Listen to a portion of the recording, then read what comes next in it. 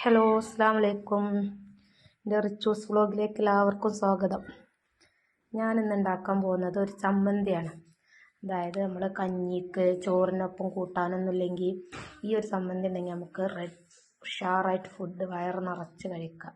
അതിനാവശ്യമുള്ള സാധനങ്ങളാണ് തേങ്ങ, ചെറിയ ഉള്ളി, കറിവേപ്പില, ഒരു നെല്ലിക്ക വലുപ്പത്തിലും പുളി, വറ്റൽമുളക്. നമുക്കിത് എങ്ങനെ ഉണ്ടാക്കുന്നത് നോക്കാം.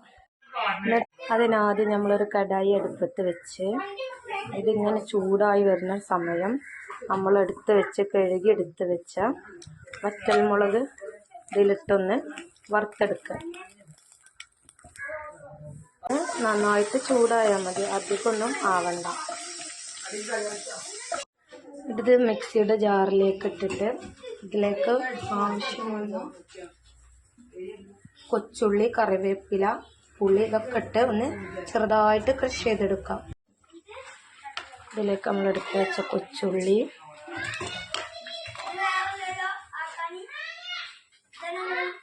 പുളി ഇതൊക്കെ ഇട്ട് നമുക്ക് ഒന്ന് ക്രഷ് ചെയ്തെടുക്കാം.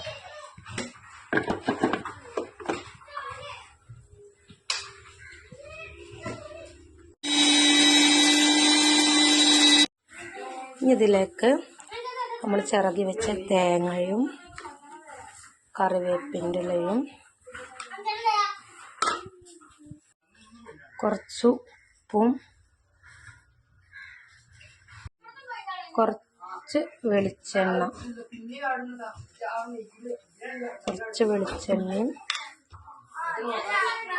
ഒഴിച്ച് നമുക്ക് ഒന്നും കൂടെ ക്രഷ് ചെയ്തെടുക്കാം.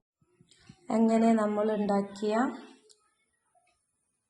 ചമ്മന്തി, ഉണക്കമുളകിട്ട ചമ്മന്തി റെഡി.